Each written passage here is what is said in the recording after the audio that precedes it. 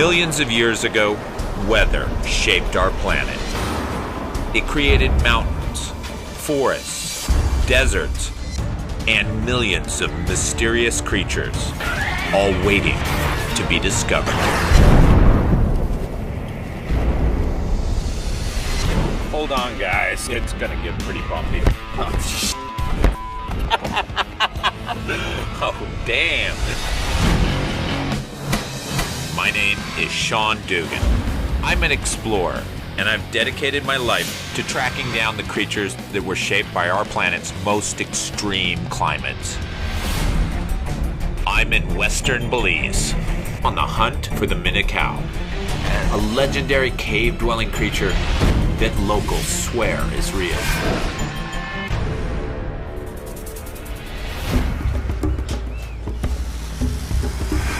My hunt for the Minicow starts on the outskirts of the sleepy little village of San Ignacio. Salvador Williams knows more about the Minicow than anyone in the world. So the legend of the Minicow has been talked about around this village for a long time. My father was a bush doctor. He told me that there's a big snake that grow to 75 feet long. And then he told me that the snake eat people. The Minicow sounds eerily similar to a creature that used to live in this region millions of years ago. A 42-foot long, 2,400-pound serpent known as the Titanoboa. Could the Minicow be a descendant of this giant snake? Is there a specific cave where this Minicow lives? In the cave, Actun Chapat. We, the people, are afraid to go there because if you go to the cave, you might not come back.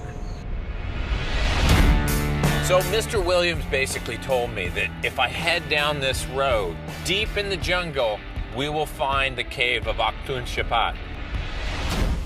Weather's turned this road inside out, and it's also responsible for the 10,000 caves carved into the jungle floor by a massive amount of rainfall.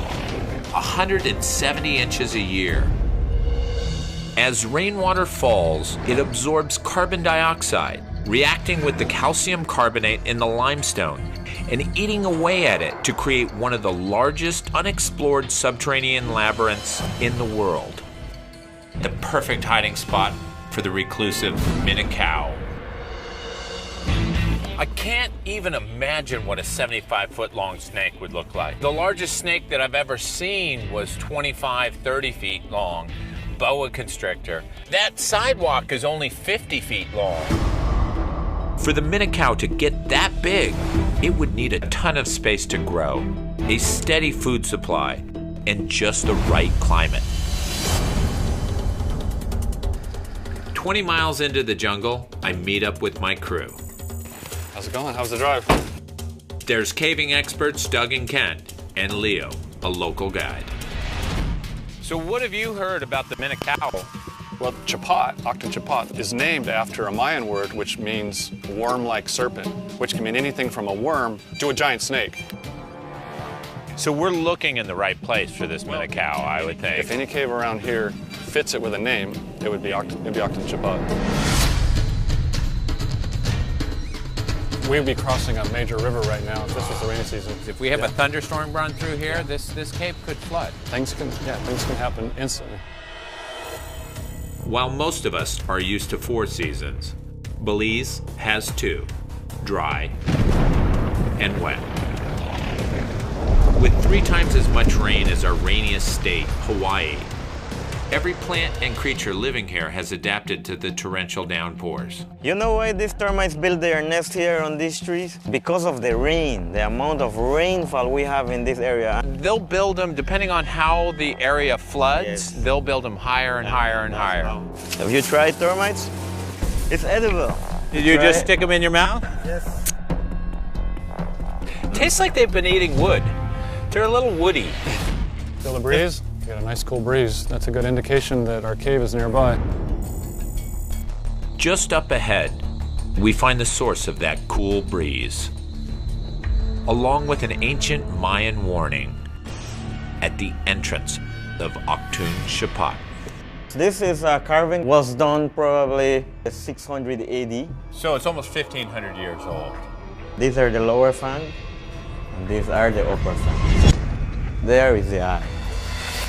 It makes me wonder, what did the Mayans know 1,500 years ago? And what are we getting ourselves into? Mayans once considered caves like this to be the portal to the underworld. Wow. Look at the size of this opening. Could it be possible that there's a giant serpent hiding deep inside? If we're gonna find something, this is definitely the place to find it. Hot, humid air outside mixes with the cool air inside, forming condensation and vapor clouds. It's no surprise the Mayans believed these caves were home to the weather gods. So the Maya believed that wind and clouds and rain was born here in the caves. Yes, it was from here, from this cave system. You can feel the weather coming out of you. You can feel the changes and the moisture. This cave could be 10 miles deep, meaning dozens of microclimates and thousands of creatures. You're going to see wildlife that can survive completely in the darkness. Some of them probably spending their whole life in the darkness. So we could have, if there's a food source, a serpent down there of completely unknown proportions. Absolutely. New species of animals are discovered every year on this planet. It's some of our last frontiers.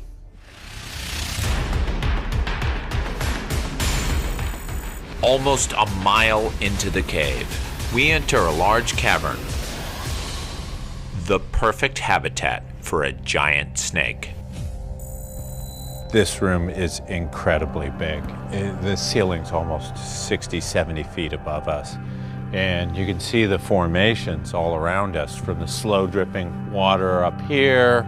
We're just in the center of a rock that's been carved out by water. Every time the weather changes, something happens down here and the incredible things get formed within the earth. So far, no Minotaur, which means we have to push deeper. Look at this. You can see this has all been dissolved away. Yeah, there's been a lot of fast-moving water in this cave.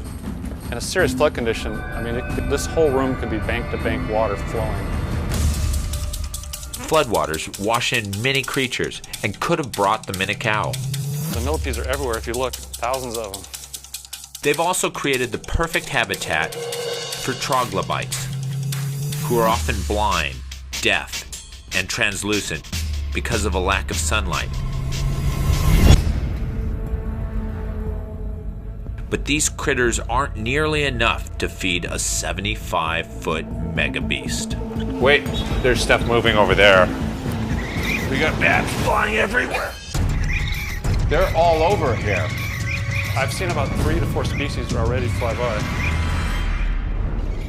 There are bats in Belize that do eat birds, aren't there? There are. You have the false vampire. They get a wingspan up to almost 2 feet. 2 feet. That is a legitimate monster. There's millions of them, more than enough food for the Minotaur to thrive.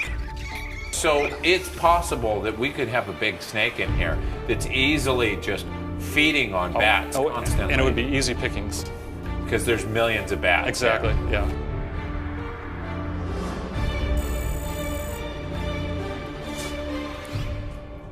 Look at this line right here. Right here's the line right here. A little over a mile in, we find our first evidence of a serpent.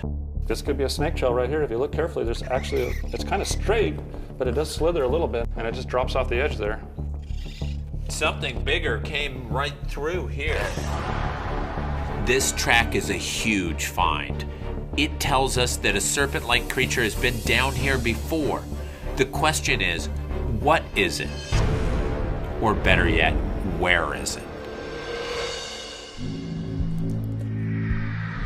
Whoa, whoa, whoa. Are you okay, Doug? Doug? 3 feet to the right, there's a 30-foot drop. You're okay? Yeah, there's a little ledge right here, and it's, adrenaline's going. It's just real slippery right here, and it drops off on the other side, so I'm okay. Others who came this way may not have been so lucky. Whoa, look over there. What is this here that we have around here? That looks like some bones. Yeah, the jawbone there. And then we have the skull. And then look over here, guys. Those are human teeth. Yeah. You can see the holes there. They had the inlay of jade there. So these are the teeth of royalty? Of the royalty of the Mayan elite. We've stumbled across a Mayan burial site. The weather can be a treasure hunter's best friend when floods bring literal gems up to the surface. Oh, check it out, check it out. Holy cow. I found a Mayan pot, a bowl, very rare, very, very rare, intact. Artifacts that have been buried for thousands of years have now washed up. There's a completely intact Mayan bowl. If floodwaters washed these artifacts to the surface, maybe they also carried a large snake into the depths of the cave. We're almost 2 miles deep, and the temperature has taken a drastic turn. We've entered a new microclimate within the cave. We're so deep in the cave right now, and it is hot and humid down here. It's a geothermal chamber, a part of the cave that's heated not from the ground above us, but from magma below, rising closer to the Earth's crust. We've seen everything a Minotaur would need. Habitat, food, and now the same environment of its ancestor, the Titanoboa, who thrived in a hot prehistoric climate. It is a sauna down here. What is that? What do we got? Wait. Look at that, look at that. Whoa! We gotta stay back.